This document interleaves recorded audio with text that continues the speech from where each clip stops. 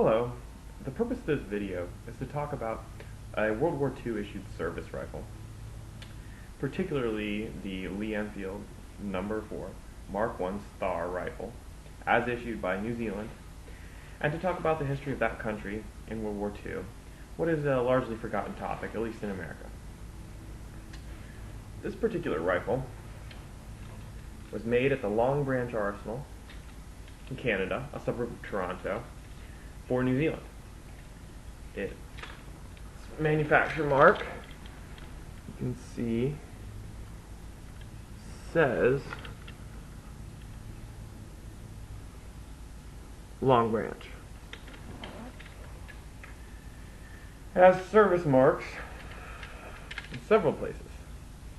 On the buttstock, New Zealand, NZ, and then an arrow indicating that it was accepted. It also has service marks there and near the muzzle.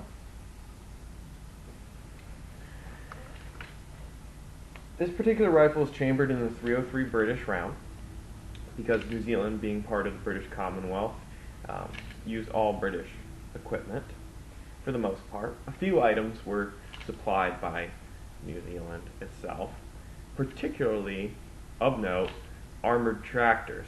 Beginning of World War II, New Zealand was severely lacking for armor and under threat from a potential Japanese invasion of their home territory, and they armored several tractors with metal and sheets of metal and equipped it with several machine guns. And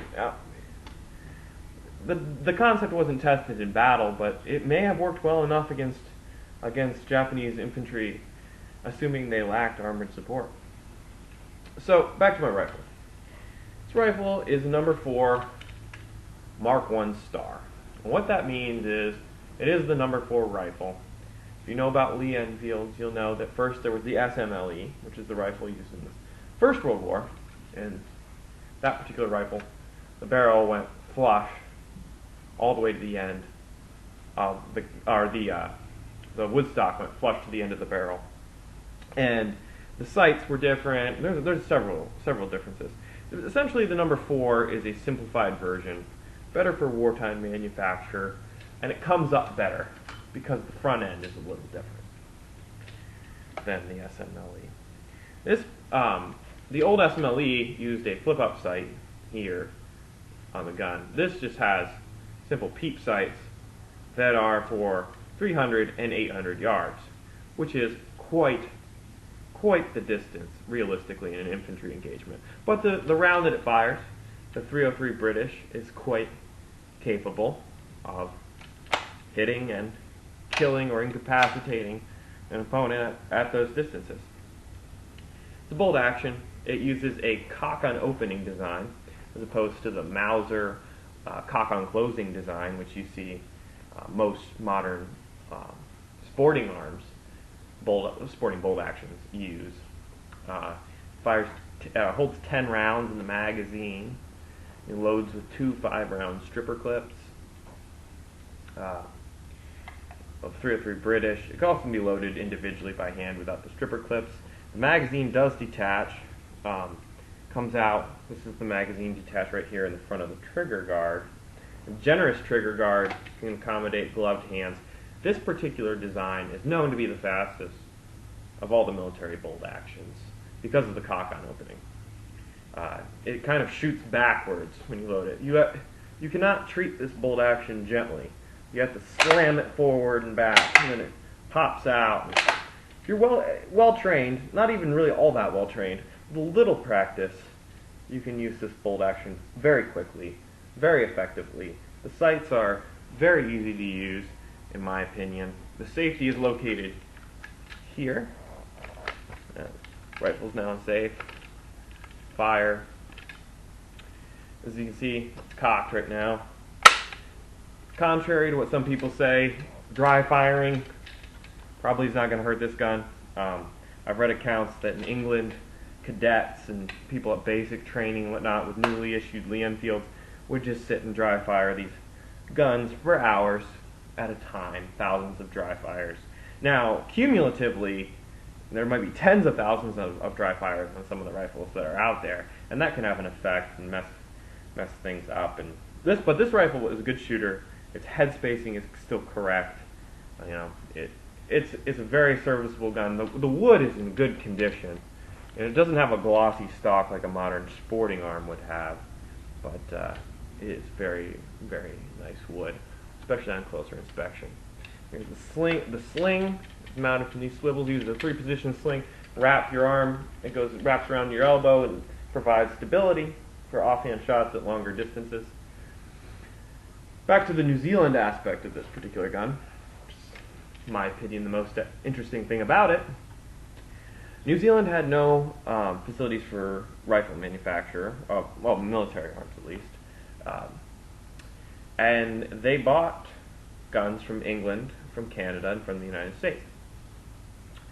Now, some guns were made at Lithgow in Australia during the Second World War. A lot of Lee Enfields were made at the Lithgow arsenal, but they didn't obtain these No. 4 Mk1 rifles from Australia. They came from Enfield, from the BSA, Birmingham Small Arms Plant, Shirley, England. They came from Long Branch. Well, Long Branch was one of the lesser makes, making this one a somewhat rare gun, actually. And then finally, the rarest being Savage in the United States. And Savage Arms Corporation, at that time in Jacoby, Massachusetts, produced some for New Zealand as well. This gun also has markings. If you can see, it says 45 on it. Now, the rifle was made in 1942. It says on this side. 45 means that it was given an arsenal refit at the end of the war in 1945, which is one of the reasons why it's in good condition. This particular rifle was used in service in Greece, North Africa, and Italy. It served with the 2nd New Zealand Division, which was pretty much the primary land component of the 2nd New Zealand Expeditionary Force. New Zealand mobilized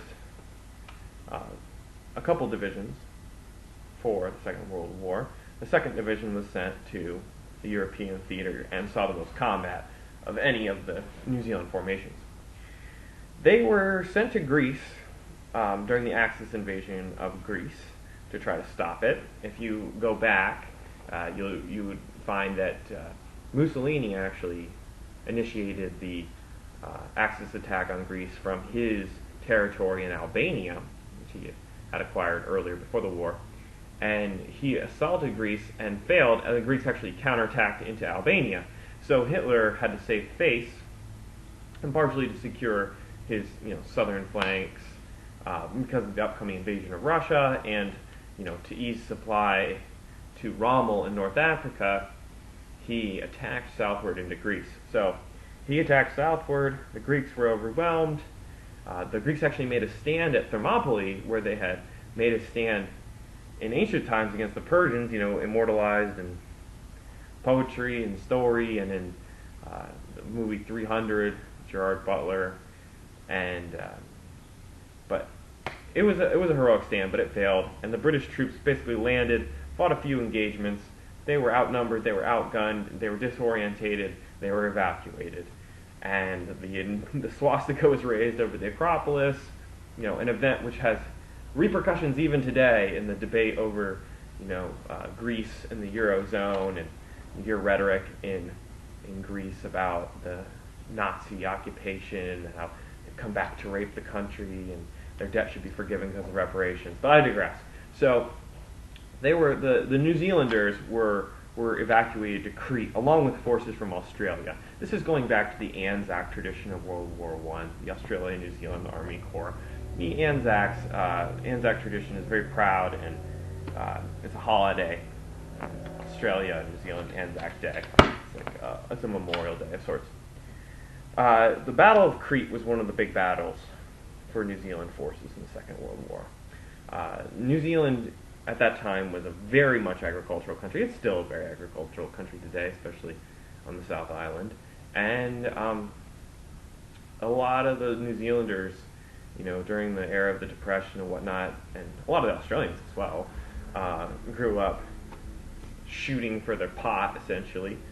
You know, not much different than a lot of American war heroes. You know, Alvin York from the First World War and all that. A lot of those people, you know, they learned to shoot through desperation, and the island of Crete was subject to a German airborne invasion, and a lot of the New Zealanders and Australians shot these paratroopers out of the sky, rifles like this. It was a devastating battle for the German airborne, the Fallschirmjägers. They took huge losses, but due to an error, a command mistake, an area of an airfield was abandoned, and the Germans were able to land in glider-borne reinforcements and eventually just overrun the island, and the island had to be evacuated. It was certainly a Pyrrhic victory for Germany. Anyway, the New Zealand forces went to Egypt, and they fought with the 8th Army under Bernard Law Montgomery, and the 2nd New Zealand Division was the spearhead of the Allied victory at El Alamein. Some notoriety there, and they participated in the push on into Tunisia, the final Allied victory in Tunisia, and then later they fought in the Italian campaigns, most notably at the Battle of Monte Cassino, again facing off against the German airborne. And they would have carried this rifle in the fierce battle of Monte Cassino.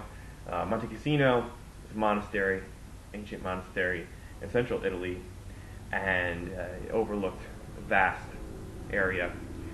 The New Zealanders themselves actually fought mostly in the Cassino town, which is below Monte Cassino.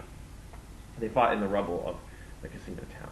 And just a note, while we're on the subject of the 2nd New Zealand Division, on its composition, there was New Zealand tank units in there as well. They were equipped with U.S. Sherman tanks. So most of their individual equipment was British, but they did use American tanks.